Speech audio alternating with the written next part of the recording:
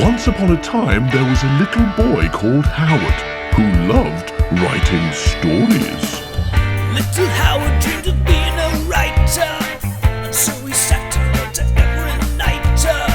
But everything he wrote was fucking shite, yeah. Wubba-dubba-doo, wubba-dubba-doo. Worst writer in the world, worst writer in the world, worst writer in the world, worst writer in the world.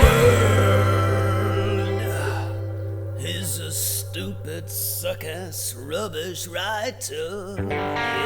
Hello everybody, and welcome to this, episode 9 of The Mystery of the Golden Bus. Hooray! By Howard Long. Hooray! Yes, but you may so remember... good. He writes really good things, and he always finishes them.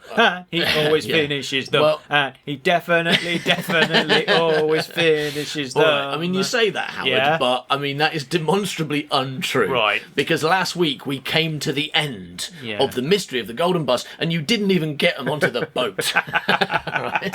It's all about a bus trip to Spain, Yeah. and they didn't even make it onto the boat. So now we are in a situation where we've got all these listeners, they want to know how the story ends, and you haven't delivered. Wow. Young Howard has let them down.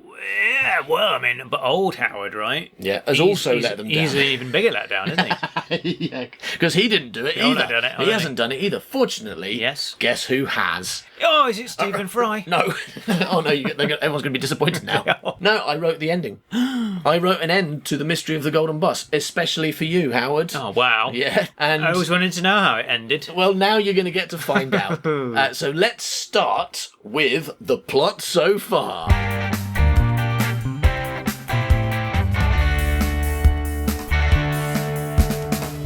This week's plot so far is by me. Young Howard, perhaps the most prolific, unpublished, underage writer in the world, decided that he could write a better children's book than all those stupid adult writers like Roald Dahl and Tolkien, because, unlike them, Howard was a child, and he knew what children wanted, and he wasn't dead.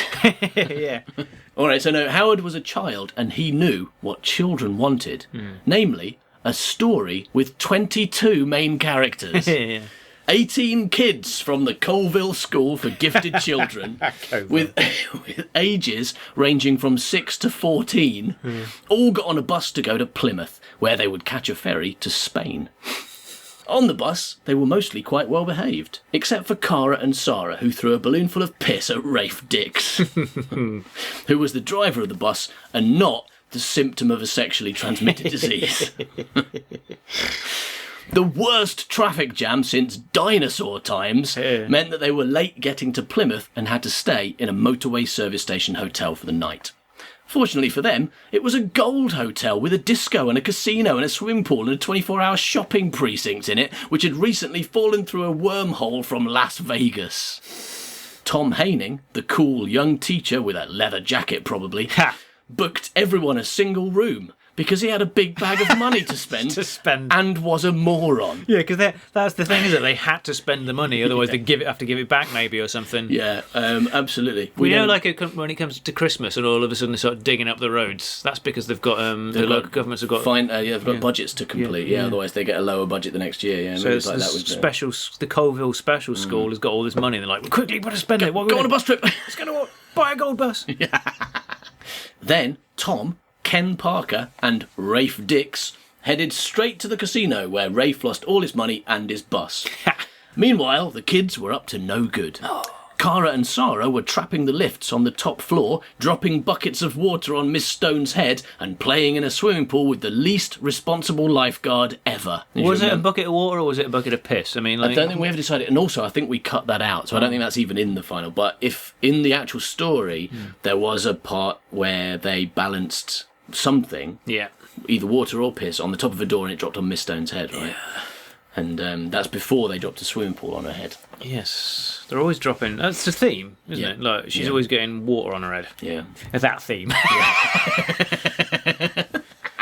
The theme of... Water on head theme, yeah. Yeah. It's a great thing. Shakespeare could learn a lot from me. From his imaging systems. My imaging system of, like, dropping water on Mrs. Stone's head.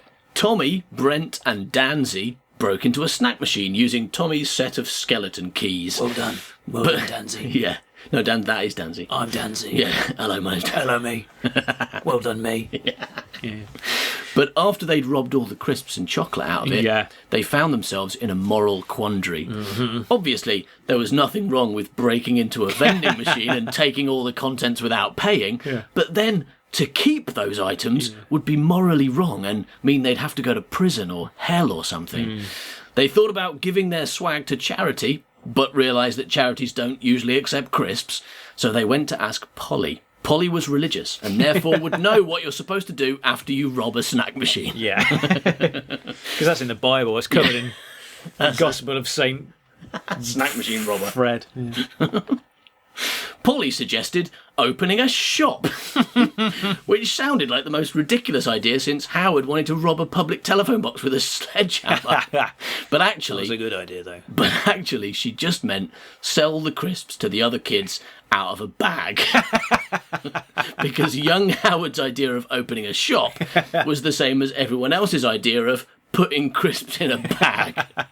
Everything worked out fine. The boys never suffered any reprimand for breaking into a vending machine, no one learned anything, and no one had to go to prison or hell or something. Meanwhile, Arthur also robbed the snack machine, because he had finished his 2 suitcases full of cake in no more than 15 hours, which probably should have got him in the Guinness Book of World Records, but no one cared because no one spoke to or noticed poor Arthur ever. Not even Howard mentioned him very often, and he certainly didn't write him any friends. Unless you call a suitcase full of cake a friend, which no one does, except maybe Arthur, because he hasn't got any other real friends. Yeah.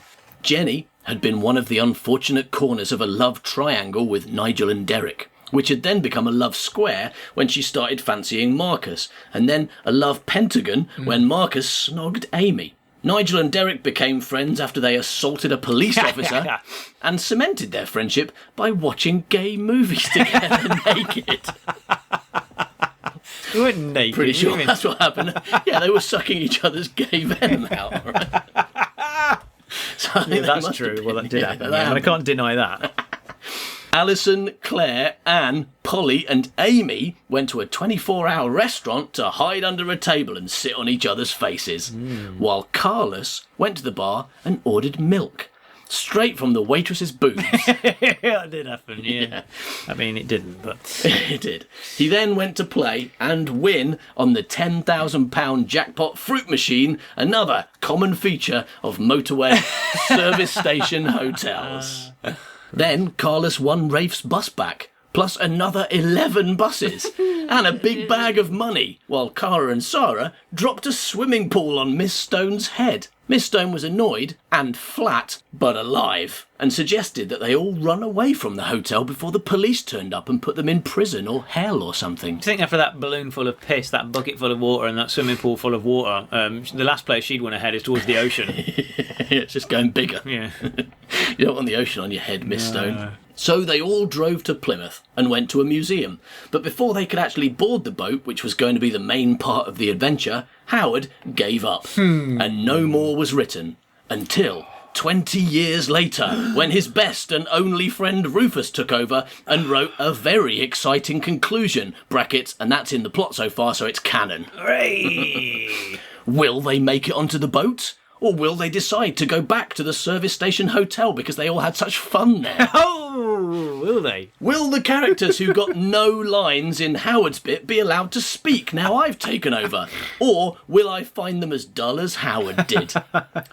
Will Rafe Dix call his new bus company Rafe Dix Day Trips? And if so, will anyone ever hire him? Find out in The Unknown 18 and the Mystery of the Golden Bus. Stage 3, The Jolly Boat Trip. Yay!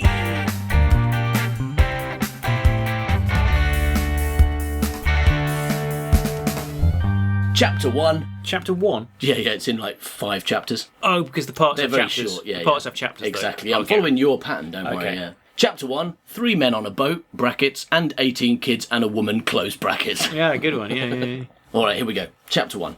While Miss Stone and Ken Parker were dragging the kids around the large cucumber museum, Rafe Dix had been trying to find somewhere to park his 12 buses. "Excuse me, parking attendant bloke," he'd shouted at about 15 different car parks. "Have you got room for my gold bus and the other 11 buses I'm towing behind?" The answer had always been no, and so Rafe had spent the day driving his convoy of buses, all roped together with gold rope, around the streets of Plymouth, until it was finally time to board the ferry. "Hi, ferry attendant bloke," he shouted, as his gold bus reached the front of the queue. "How much will it cost to take my 12 buses to Spain?" "How many passengers, Jockey Sweetheart?" asked the ferry attendant, who was a woman. "4 adults and 18 halves, please," replied Rafe Dix. "Okay, so that's 18 children, 4 adults, and 12 buses. That'll be £1 million, please."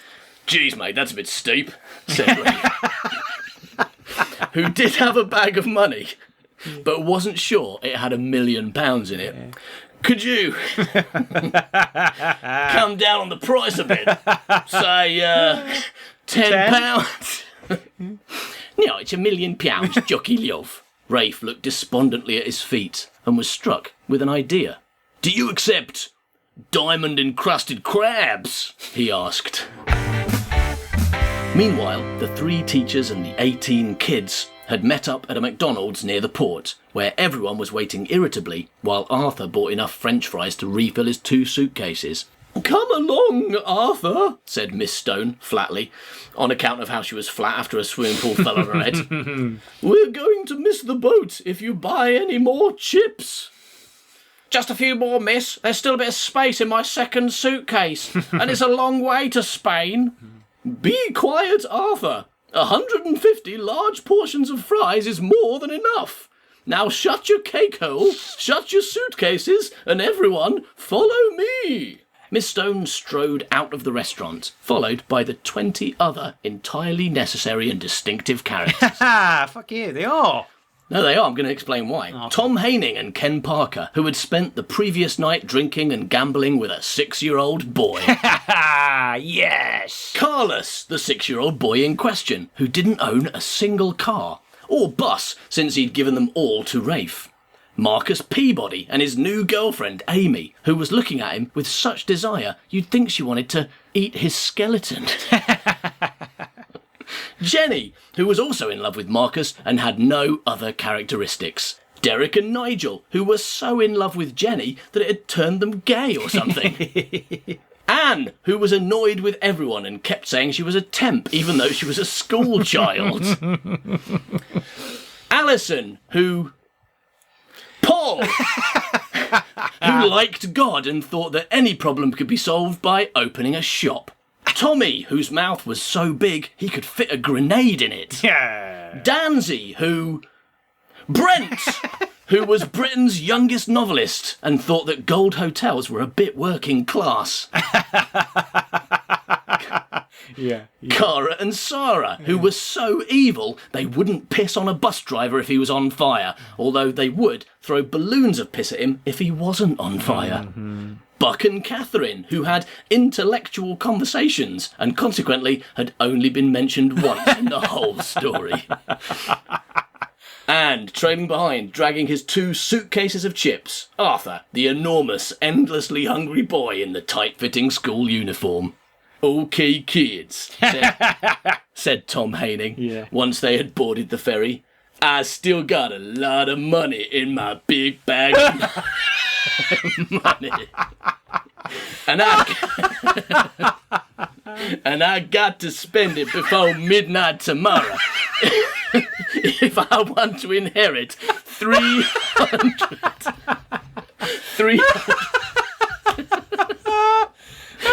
300 million dollars from my weird dead Uncle Rupert. Oh, good, yeah. So I got everybody a luxury cabin each. Except Miss Stone because she don't sleep. She just woke up and down the corridor all night like a terrifying cyborg from the future. Hey, that gives me an idea for a story, said Brent. A cyborg from the future, but she's got a human heart and brain and lungs and kidneys and esophagus. I think you've done that one already. I think you've done that one already, said Danzy, who was probably going to get a lot more lines in this chapter on account of his voice being easy to do. You're wrong there, Danzy, said Brent. This one's different because she's got a human esophagus. Now, we're gonna be on this boat for 24 hours. So behave yourselves and don't play with the lifts. I'll rob the snack machines. I'll drop a swimming pool on someone's head. Yes, agreed Deputy Head Ken Parker. And don't be drinking any of the alcohol in the unsecured minibars which all your rooms are equipped with. Especially not the absinthe, which will apparently make you hallucinate gorillas. Cara and Sarah giggled, then ran off in the direction of the elevators. Hey, look at this, blokes, said Rafe Dix. It's a map of all the amenities on board the ship. Here we are now. Here's where we are now in the boarding area. There's the passenger lounge right next to us. Over here is the disco and bars. Better make a note of that, Carlos. You'll be wanting some fresh milk later on. Here's the TV rooms. Here's the TV rooms that only show gay movies. Here's the swimming pool. One floor below that is the all-night shopping precinct. Up here is the luxury cabins, and here... Rafe stopped, like a man who'd opened his kitchen cupboard and found a horny bear inside. What is it, Mr. Dix? Asked Miss Stone, flatly. It's the casino, said Rafe. Oh, my God. Well, I'm sure we've all learned our lesson after last night's debacle, said Ken Parker. Yeah, sure, mate, said Rafe, picking up his bag of money with one hand and Carlos with the other. If you need me, I'll be by the roulette table. Everyone else split off into the groups they felt most comfortable in. Tommy, Brent and Danzy went in search of machines to rob.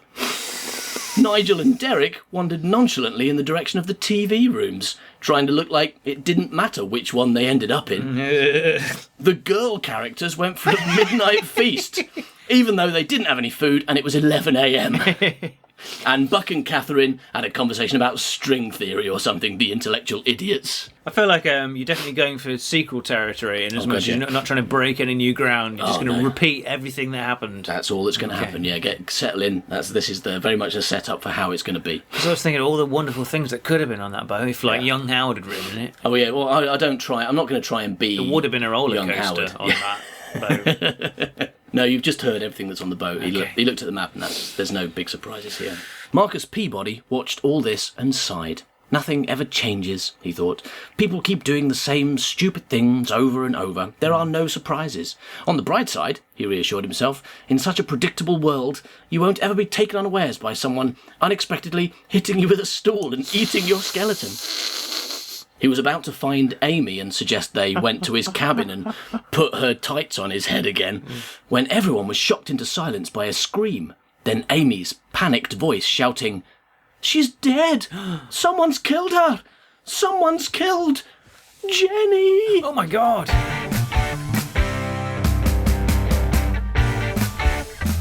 Chapter 2. The Curious Incident of the Jenny in the Dead Time. Ken Parker, Tom Haining, Miss Stone and Marcus Peabody rushed into the passenger lounge where Amy was whimpering over the distinctly dead body of Jenny. "Oh my God, one of them's dead," said Ken Parker, wrapping his cape around himself like a particularly short and nervous superhero. I don't know if you remember this, but Ken Parker wears a cape. Yes, this was kind of a perfectly normal t-shirt. Yeah, with a normal average cape on, yeah. Which was established right at the beginning, but then I kind of forgot about it because it's not really mentioned again, is it? But when I heard that, I was like, I've got to mention his cape as often as possible. "I'll never become headmaster now, no matter how bushy my moustache." Yeah. "What could do that to a person?" asked Miss Stone. "I mean, look at her. She's been completely and utterly..." "We can all see what she's been completely and utterly," said Tom. maybe we should put a sheet over her before any of the other kids see what she's being completely and utterly. Something like this could scar them for life. I mean, it's too late for Marcus and Amy, but they too stupid to have much of a future anyway. Excuse me, said Amy. I suppose Marcus might make something of himself, as long as that something is dinner. After all, he do have that delicious skeleton. But Amy... told you there were a lot of jokes about that. Yeah. But Amy, she might as well kill herself now as live through the series of disappointments she gonna call life. Amy's face became wet with the tears she had decided to expel from her eye ducts.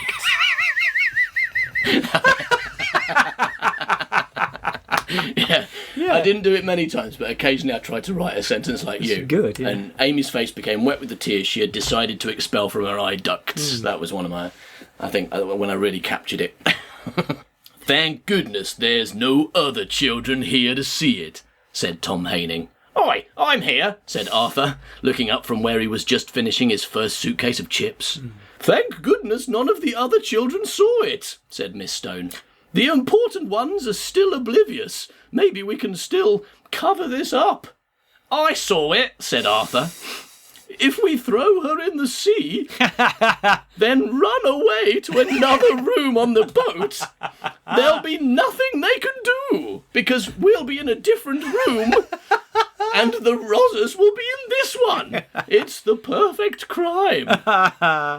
Arthur closed the large container he had been eating out of. It was a suitcase. And it was now closed, because Arthur had closed it using his hands, after he had eaten all the chips out of it with his face hole. Actually, I've got a bit of bad news for you there, said Arthur. What are you talking about, fat kid? Said Tom Haining.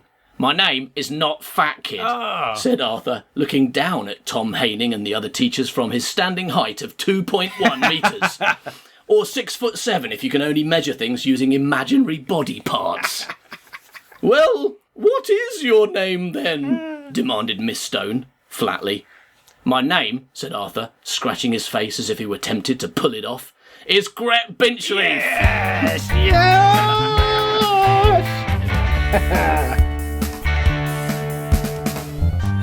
Everyone stared at Arthur, as if noticing him for the first time. I thought your name was Arthur, said Miss Stone, flatly. That was all part of my cunning ruse, said Gret. I'm working undercover as a child, and no one ever noticed. Actually, now I look at him, he is an enormous adult man in a child's school uniform, Ken Parker observed. I'm surprised I didn't notice that before. If you're not a schoolboy, who are you? Asked Miss Stone, flatly. I told you, I'm Gret Binchleaf, the private detective who solved the case of the missing pigs. Oh, there they are behind that wall. I've been hired by Prince Ujamaflip of Lazy Pillockland to keep an eye on his son, Carl Gotcars. You mean Carlos? Oh, yeah, that's right. He won't be called Carl Gotcars until his 18th birthday. When he inherits his father's car industry. Anyway, I've got to make sure he doesn't die, because Prince What's-Name thinks there's a plot to steal the throne of Idle Wazzock World. I told him, why would anyone want to steal your chair? You can get chairs from IKEA for £10. But hey, if he wants to pay me 200 quid a day plus expenses to keep an eye on his chair or son or whatever, then I'm not going to complain. Except just then when I did complain. Yeah. Very well, Mr. Binchleaf. Then perhaps you'll assist us in working out what happened to dear Jenny here. I'm sure her parents will want to know. Yes, and I'll start by investigating the snack machine. Don't you want to examine the body? What? Oh, no thanks. I mean, she may be quite hot and boobered, but I think considering she's both 14 and dead, I'll probably give it a miss. My point, Mr. Binchleaf, is that she appears to have died in a somewhat unusual way. That could well be a clue. What kind of a weapon could leave a person completely and utterly... Listen, old lady Stone, you don't tell me how to be a detective, and I won't tell you how to teach scientific studies. Or that that's not actually a subject, okay? Gret didn't wait. Daleks? Don't tell me. I'm just excited. Gret didn't wait for an answer. He stormed off in the direction of the elevators like a particularly irritable storm that thought nothing of stamping on houses or punching cows into space. Well, said Ken Parker, I don't suppose there's much else we can do for poor Jenny. Perhaps we should go and meet Rafe in the casino.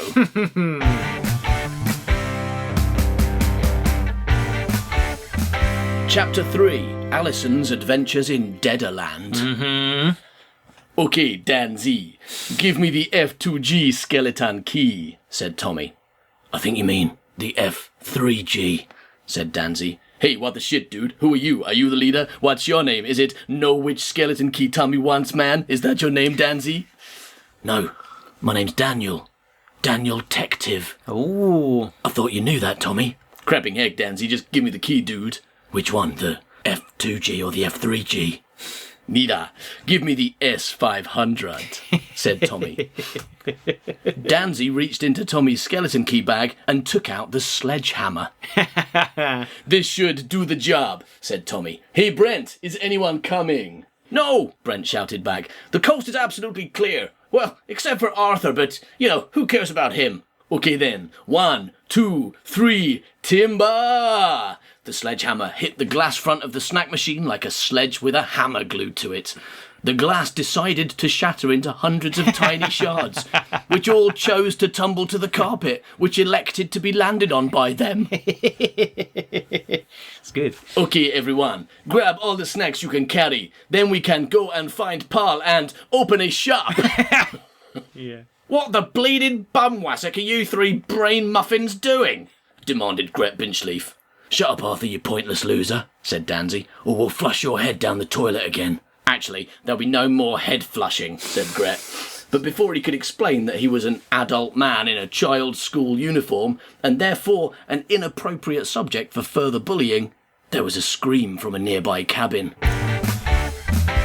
Gret left the three boys to fill their bags with snacks, promising himself he'd come back for the leftovers later, and rushed into the open cabin from which the scream had ejaculated. She's dead, Claire was crying. She's dead as a big dead whale that's been harpooned by an evil whale-murdering anti-whale gun. On the bed, Gret saw the distinctly dead and somewhat mangled and bloody corpse of Anne. Oh, loudmouth Anne. This must be what she meant, said Alison, when she said she was a temp.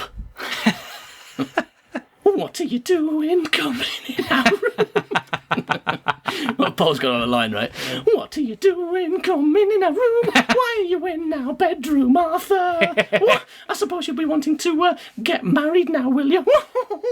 I bet you would. I bet you'd like that. Get married to me in a nice Christian ceremony, then deflower me with God's blessing. Ooh, very nice. Shut up, Paul, you dribbling twit, said Gret. Now listen up, you lot. My name's not Arthur. It's Gret Binchleaf. I'm an undercover detective employed by Carlus's family, and I'm now investigating the case of Jenny and Anne's tragic deaths. Gret who? Asked Claire.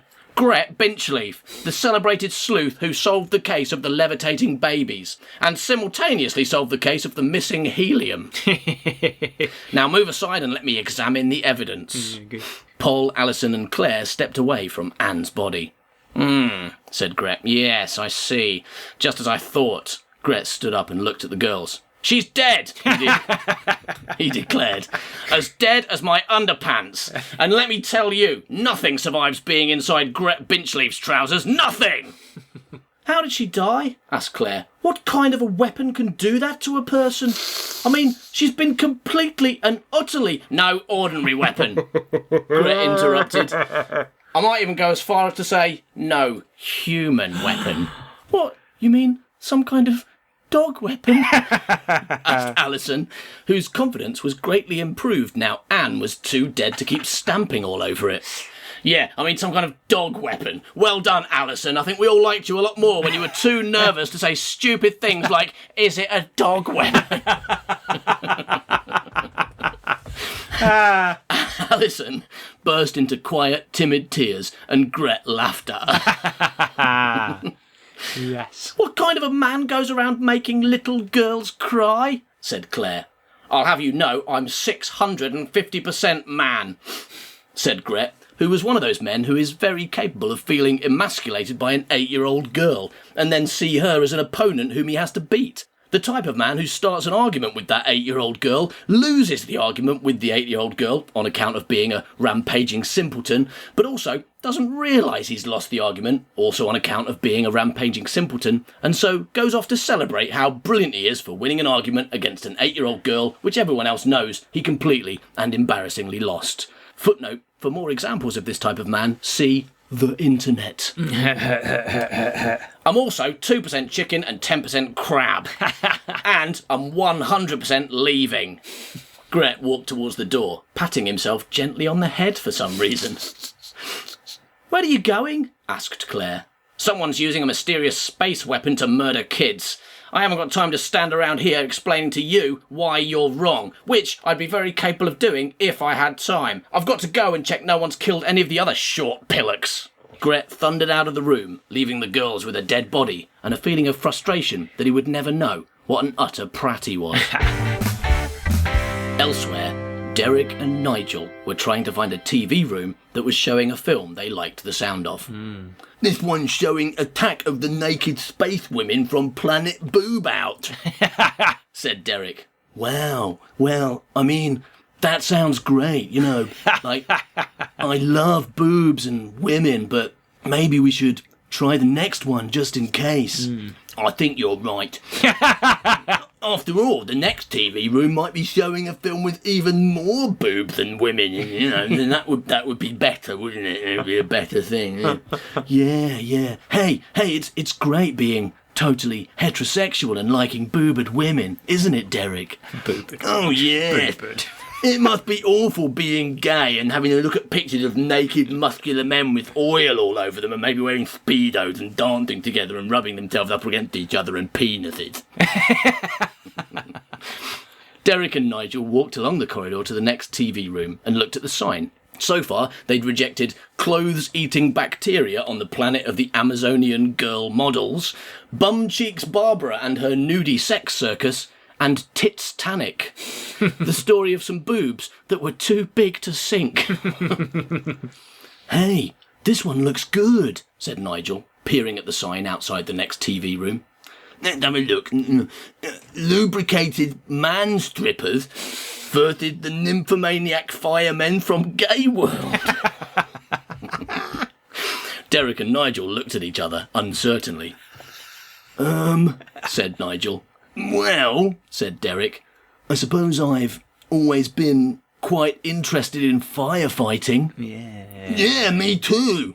I mean, like, I've always thought I might become a fireman when I grow up. So maybe we should watch the film for research, said Derek.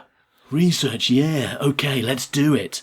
If you're worried about the film being a bit gay, what with it being about naked men and having the word gay in the title, I could always suck your gay venom out while we watch it. Yeah, that might be wise, agreed Nigel, pushing open the door. And then I could do you. Best to be on the safe side. Maybe we should do it twice, then we'd be like, minus gay. What do you think? But Nigel didn't answer. All thoughts of blowing Derek had vanished from his mind. Oh, wow, said Nigel. Oh, heavy. They're totally dead. Who's dead? Asked Derek. Buck and Catherine. Oh, no. They're all mangled up and dead. Derek frowned. Who are Buck and Catherine? You know, the intellectuals who used to talk about astrophysics all the time so everyone ignored them. Oh, yeah, I remember. Derek looked over Nigel's shoulder at the two corpses on the TV room sofa. Oh my God, what happened to them? Something awful. Something extraterrestrial. That's the only explanation for why they're both completely and utterly... Who is killing the less interesting child characters? And what kind of terrifying space weapon are they using? Will Gret Binchleaf solve the case? Or will another detective step in to do it? Find out next week on the... Worst writer in the world! Worst writer in the world! Worst writer in the world! Worst writer in the world! Thanks for listening to this episode of The Worst Writer in the World. We'll be back next week with the final instalment in this story. If you've already listened to our other shows, the Man by Cow podcast and Gret Binchleaf Private Eye, and you'd like more stuff by us, then you can get it right now by joining our secret gang. And by subscribing for as little as $2 a month, you also give us the support and encouragement we need to keep recording the many, many other stories that young Howard wrote. Find out more and get some free samples by going to patreon.com/manbycow. Thanks for listening, everybody. We'll be back next week with the final episode of The Mystery of the Golden Bus. He's a stupid, suck-ass, rubbish writer. Yeah.